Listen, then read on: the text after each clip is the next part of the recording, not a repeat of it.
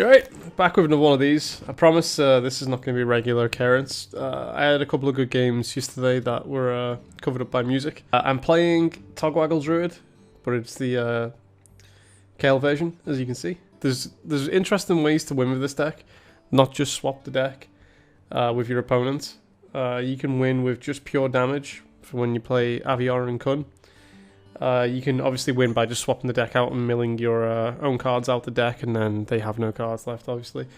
And there's also the third interesting way, which is in this video. You can basically steal your opponent's win conditions and use them against them. So in this matchup, we're playing against a Mecha Cthulhu Warlock, and this deck cycles about as well as I do. We both cycle to the point where we're equal on cards, so we run through our deck about the same amount. Obviously the Warlock does it with card draw through minions, and obviously the tap and plot twist. I do it with obviously Kale and a bunch of like expensive spells. Because in this instance, it's not really possible to kill him with damage, because Warlock has very good removal, and it's not possible to really kill him with the swap the deck over aspect. Because we both draw at the same rate. So it's a very high chance if I were to swap the deck with him, he might already have the win condition, and I might actually assist him if I draw cards faster. So in this match, I actually say we need to kill him with his own win condition. So we basically try to draw at about the same amount. In this match, my plan is to draw slightly more cards than he does. And when I say slightly, I mean like maybe 2 or 3 cards more. I have to be ahead 2 or 3 cards more, because what we need to do is we need to have it to set up so we have a empty deck list, so an empty deck at the end of the game, and he has to have about 2 or 3 cards remaining in his deck to give me the full chance of basically getting his win condition in his hand. So basically Cataclysm. All I need is Cataclysm and Cthulhu, because I'll have Aviana on the board when I do it. I have Kale in hand, so I'm just waiting for the correct card draw, and my opponent is basically playing out his Death Rattle and Battlecry card draw stuff. So here I'm just trying to keep my hand size down slightly, and I don't really want to use the coin there, but I decided to go for a Wild Growth, because if we growth for more mana, then the coin becomes less relevant. I have a couple of 1-drop spells in hand, so I'm pretty much just waiting on a UI or a overflow. Not overload, overflow. In this deck I run 2 naturalizers. Another way we can actually beat this guy also is just to pretty much just overdraw him and maybe overdraw his actual win condition.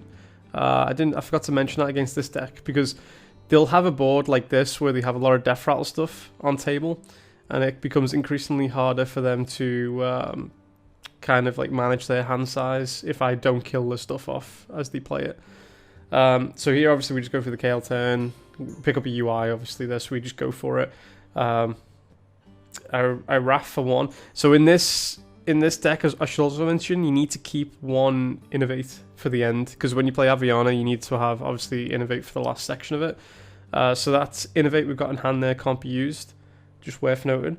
And at this point I actually have all the cards required. I've got Kun, Aviana, and Soul Thief. I only need Soul Thief in this matchup. I don't actually need the Tog, but we've got him anyway, essentially.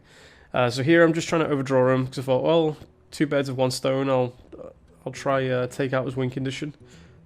We do mill his Blood Bloom, which obviously matters massively, because they only run 1 Blood Bloom. So we essentially win here, I suppose, because he can't really do the combo. What he'd need to do is he would need to reduce Cthulhu and Cataclysm by 2.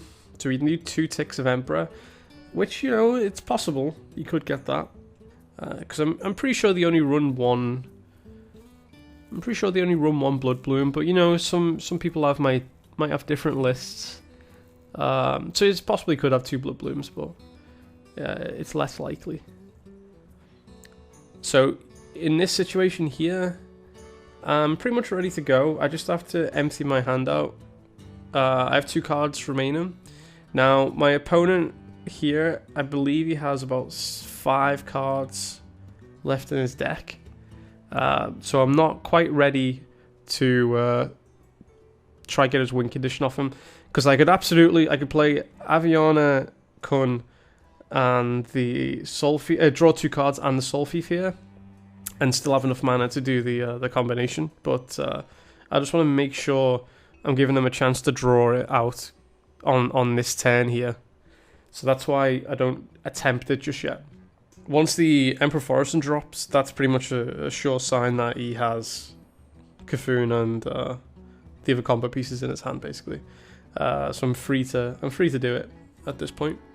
So just go for a trade off all minions so I have enough space.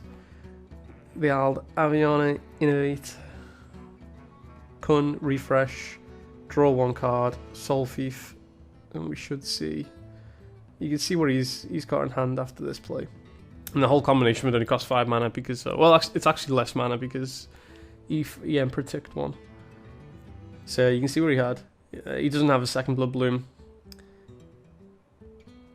but there it is.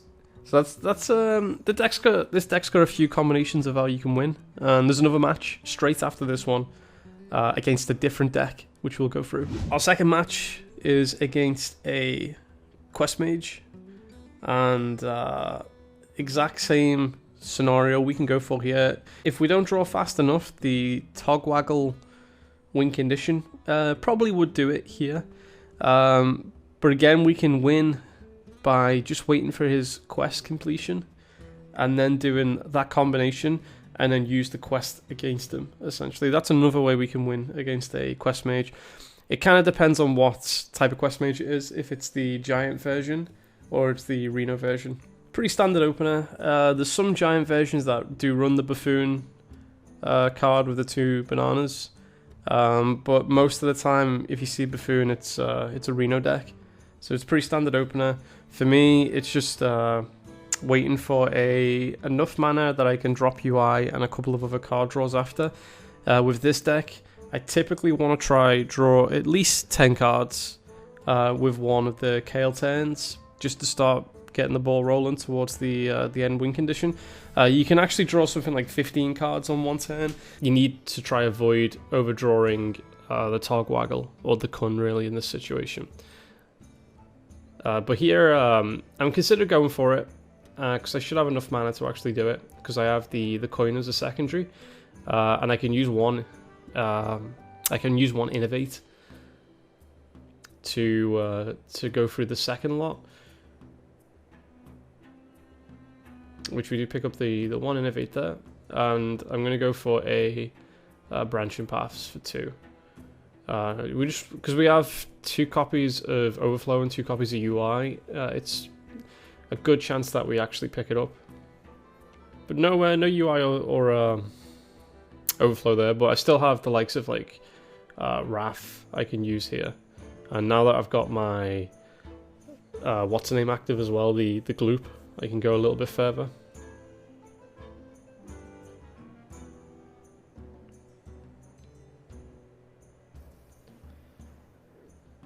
Don't pick it up, but it's pretty solid. We draw, I think that was about 8 or 9 cards drawn there, I think it was. I'd have to recount. 1 natural draw, 5 off the UI, 2 off paths, 1 Wrath and 2 Howls. I think it was 11 with the natural draw as well. So we get a good bit of cycle through there.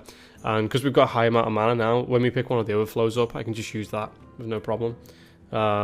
It's very likely that the Kale dies here in most situations, and he has Rolling Fireball. I think he just runs that in his deck as a piece of removal. I suppose in the Reno versions, they have a higher chance of just having like a Polymorph or something like that.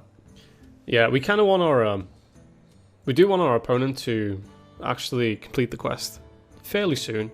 He's 3 of 6 at the moment, because as soon as I just hit the Kun, really, we can kill him. We don't actually need Togwaggle in this position. If we're going to try kill him with the quest active, it's just likely we just do it with Kun. So I do actually pick up Nourish, and then we hit both the UI and we hit the Overflow. So we're pretty much good to go. I just need to get rid of a few cards, so I go for a Poison Seed here. I just hit the secret just to see what it is as well, and it was the Flame Ward. Secrets in this opponent's deck are usually Ice Block and Flame Ward, and sometimes Counterspell. Not always, though. Because I forget, what I'm trying to do here is just get rid of as many cards as possible, and I kind of hit the... I hit the Treant straight away, and then I thought, oh, I could just use Spread and Plague, actually. So I just missed out on one extra Plague. Because I'm setting up for a hand next turn where I avoid overdrawing as many cards as possible, because that Innovate has to stay there. So it's likely that I'll play Overflow next instead of UI, because with Overflow I can still cast an additional card from the deck. Basically, the 6 cards left in my deck, and I just need to avoid overdrawing the Kun to win, essentially. So it'll be a 1 in 5 that I lose the game on the spot. Similar to the old Malagos version, when you play a deck like this, you have to basically take risks, especially if you run 2 UIs in the old Malagos version. But with this, you just take risks on what you burn. You can kind of like mitigate how much you burn. Like in this matchup, I'm probably only going to burn 1 card. Well, I am going to burn 1 card in this matchup. You just have to get a little bit lucky and hope it's, the odds are in your favor.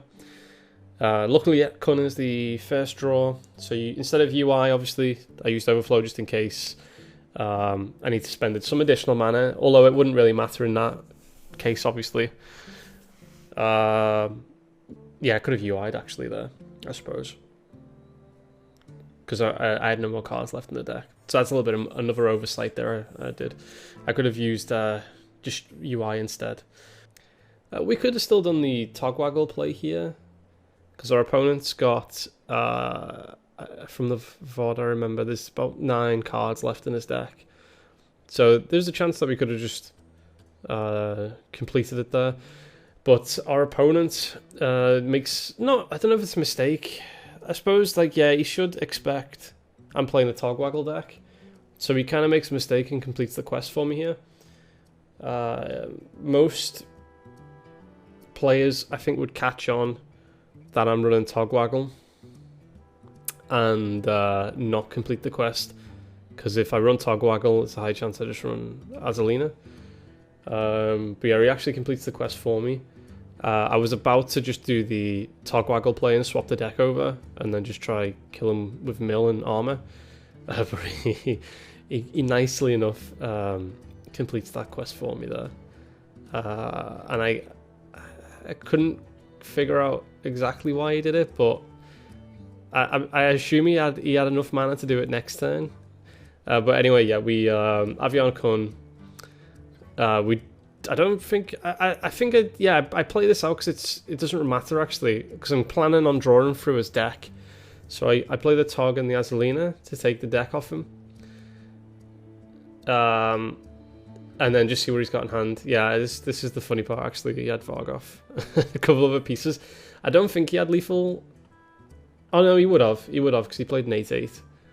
I see his line of play. He had to complete the quest there, because if he wanted to play Vargoth and the Time Warp next turn, he wouldn't have had enough mana to play Van Cleef. So yeah, I see it now. That's why he completed the quest.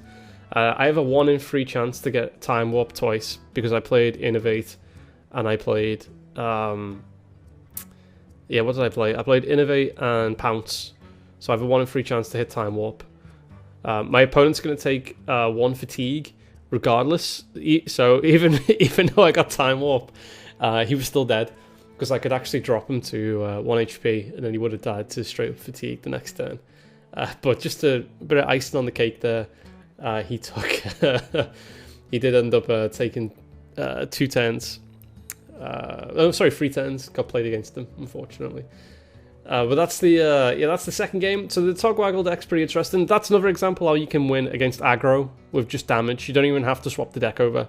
You can just do the Aviana Kun play and then just kill your opponent with damage the next turn, typically, especially if you're UIing him in the face. But there's the third way you can beat your opponents with their own win conditions, which is more prevalent in Wild now. So that's nice.